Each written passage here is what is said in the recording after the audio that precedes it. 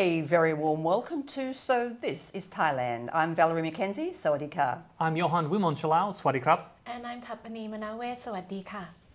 Now, as you know, this week has been one of the worst traffics in Bangkok for a long, long time. It said it's the rain, and we promised we wouldn't talk about traffic again, but Johan can't resist. It's not that I don't appreciate people trying to get home during the rain, but I think it's a combination of those inconsiderate drivers and unfortunately those police officers who feel that they have the greater picture of the traffic problem when in fact they're only looking at their little intersection, you know, on their walkie-talkies, and I must have sat at a traffic stop for about 20 minutes. And only 20 minutes before it turned, but there was no logic. There was no logic in what was what was coming. And actually, it's funny that you mentioned that because right now in Thailand, the traffic is controlled by one policeman with a switch, isn't it? As opposed to a bigger system which takes a look at the entire map and diverts traffic as such. But let me tell you, in actual fact, we do have that bigger system that diverts traffic all around Bangkok. The problem is that we often turn the lights off here for special people driving through those lights. Every time it's turned off, it affects the computer system.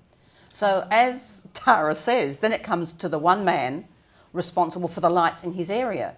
And he's gone out for a bowl of noodles. And he's gone out for a bowl of noodles, exactly. So it's not the happiest situation, and I guess that's something we'll have to look at.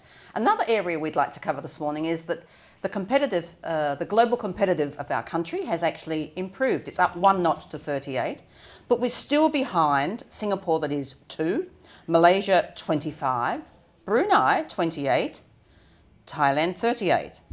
But the good news is, I guess from our point of view, we're ahead of Indonesia, Philippines, Vietnam, Cambodia, Laos and Myanmar. Of course, with Laos and Myanmar, those statistics aren't available. But what it does mean is that we're actually becoming more as a competitive economy, and I think that's what the country needs too. We're going to try and cover more of that later, but now we'll give you the talk of the town. Well, talk of the town today, we're going to start off with something for all you book lovers out there, especially those lovers of art. There's a new Bangkok art-focused library opening up in the Silom area, led by a contemporary art activist, Kun Narawan Patomwat, who has a love of art, has been collecting art books her entire life, and thought, you know what, why keep this collection all to herself, you know, collecting dust in the bookshelves at her home? Why not allow these books to be accessed by the public and those who share in her passion there? So, you know, her philosophy is it's not whether the book is in good quality, wrinkles, folds, it's the information, it's the content which is on the inside, and you need to share them to keep that good information and knowledge available and current. And so the Silom Road, it's becoming a very, kind of say, an artsy part of town. For those of you who have been down to Silom, there's a lot of galleries down there, a lot of photography, a lot of fashion, so it fits right in. Good news. I think it is good news. Yeah. We need more. Absolutely. And you know, she's not just collecting books just for the sake of collecting books. If you go and you visit the library, she actually doesn't want to call it a library. Yeah, she doesn't. Yeah, exactly. But she says, you know, she's chosen books which are suitable for the present time. So if you go today, it may be different when you go in another month or so. Well, that's good, because normally there's the same books there and you just think, oh, look, I'll go somewhere else or I'll go and buy another book. So, well done. It's great for second-hand kind of recycling as well, because there's not so much of that market here. So absolutely, and if you've ever tried to buy art books, if you've ever gone to like a Kinokuniya or the Asia books, they are phenomenally expensive. Very expensive. If you can get them. If you can get them, yeah, exactly. So Tara, the news from you. Right. This is more of a local news and local gossip. It is about a Thai woman who has committed suicide by feeding herself to the crocodiles at a very popular tourist destination and one of the popular crocodile farms around the outskirts of Bangkok. Now, this woman has gone missing since August the 24th. The 36-year-old is suffering from depression and told her husband that she would go out to visit the doctor and then to go to the crocodile farm, and she never returned home.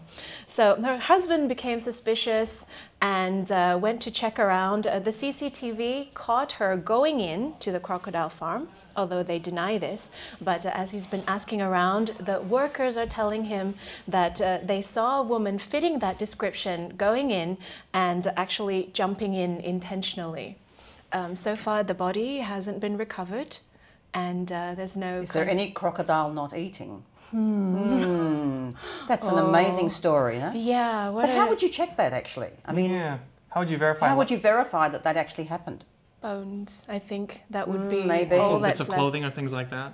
It's a rather strange way to go. A very, Exactly. very sad way to... Maybe an insurance claim will come later. Could be. Could be. Maybe she'll pop up with a new love interest in the future. Well, could be, could be. But if not, and the story is that she has been taken by crocodiles. What a shame that someone goes that far to end one's life.